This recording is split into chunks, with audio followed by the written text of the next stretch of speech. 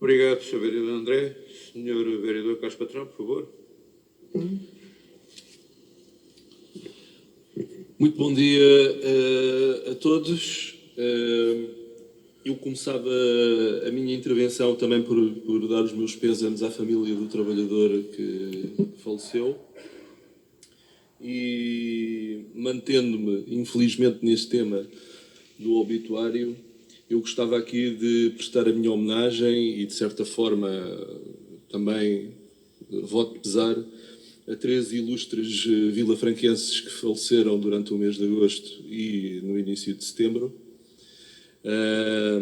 e que eu acho que também merecem um voto de pesar pelo reconhecimento do seu papel na nossa comunidade. Começava pelo fotógrafo Carlos Pinto, talvez seguramente um dos grandes fotógrafos desta terra, que fotografou muito o cotidiano das nossas gentes e das vivências no concelho de Vila Franca,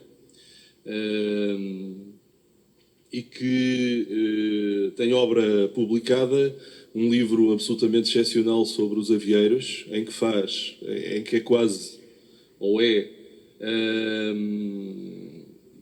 digamos, a recriação dos avieiros do Álvares Redol, mas em versão fotográfica.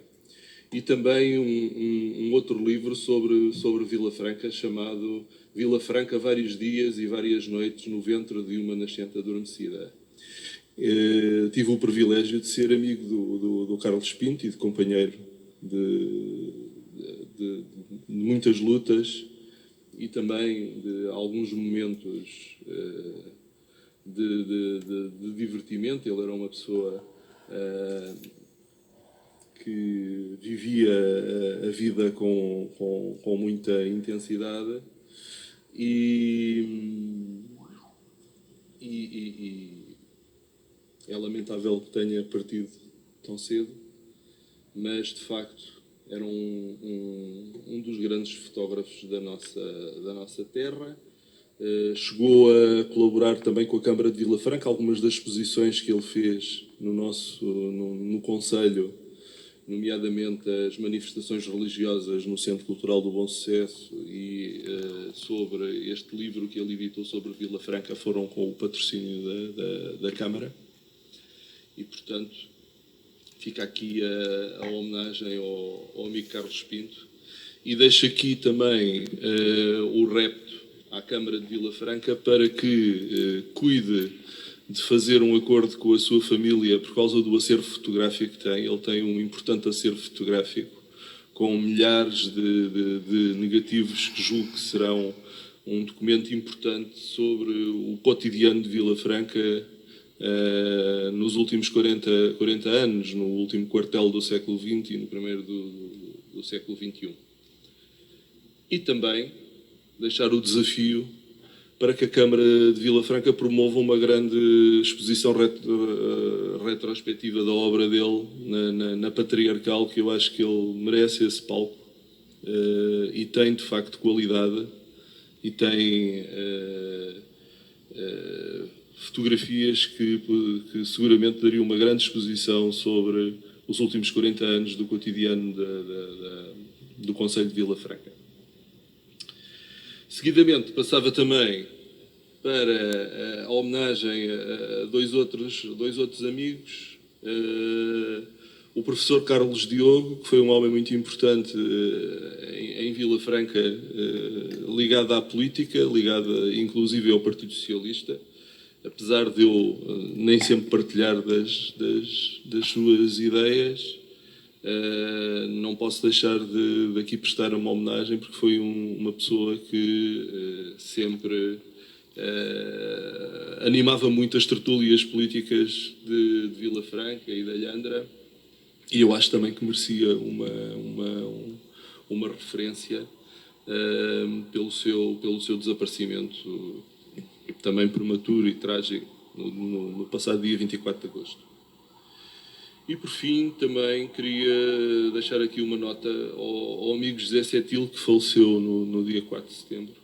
Um homem também de cultura, um escritor da nossa terra que deixou também vários livros, estava muito ligado ao desporto e à União Desportiva Vilafranquense, e que infelizmente também também partiu, e queria aqui também deixar a minha singela homenagem a este amigo. Passando agora para outros assuntos, já aqui foi referido o assunto da fuga de gases da Simpor. Infelizmente este assunto já motivou da minha parte e do Bloco de Esquerda algumas intervenções, né, em reuniões de Câmara. Esta fuga foi, de facto,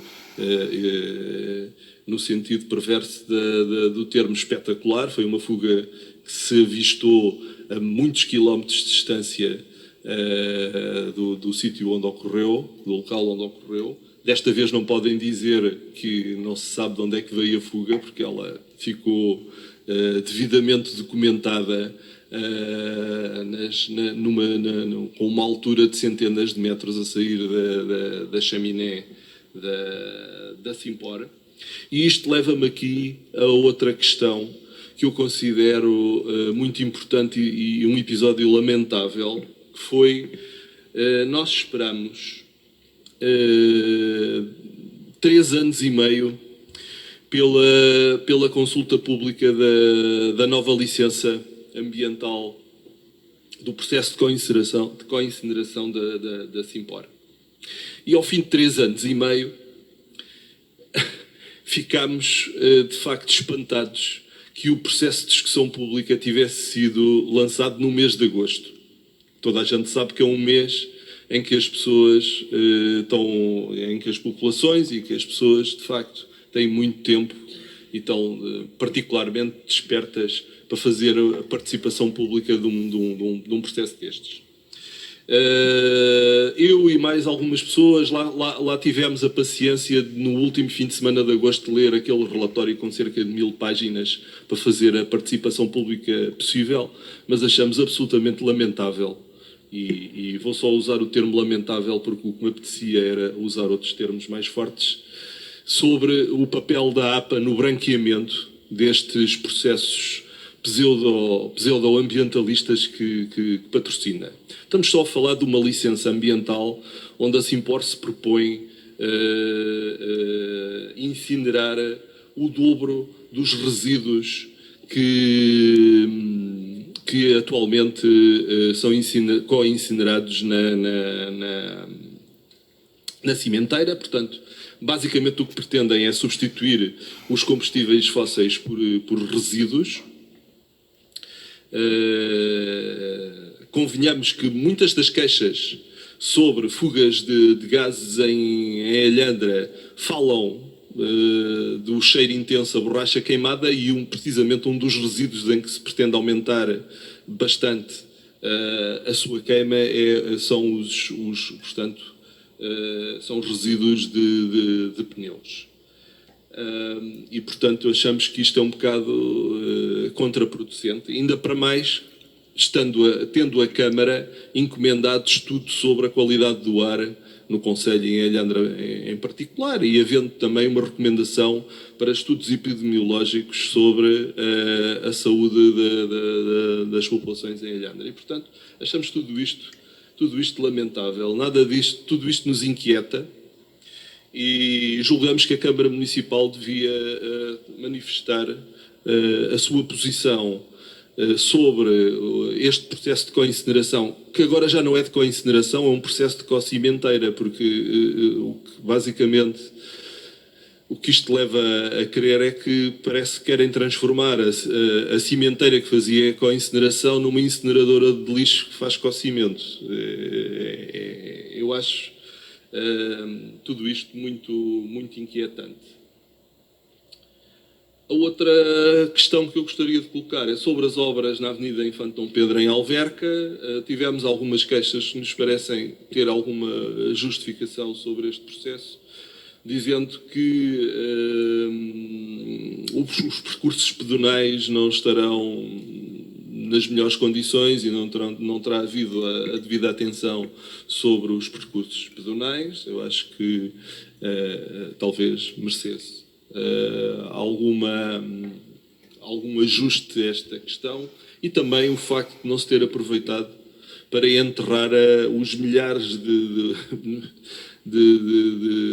metros de cabo que existem por ali pendurados em postes de madeira, em vários tipos de postes. Aquilo tem tudo assim um aspecto, perdoe-me a descrição, assim um bocadinho terceiro-mundista, de tanto poste e de tanto cabo, e se calhar perdeu-se aqui uma oportunidade de resolver essa questão. Queria terminar a minha intervenção sobre um pedido de ponto de situação sobre a abertura do ano letivo e sobre o surto de Covid no Hospital de Vila Franca de Xira. Muito obrigado.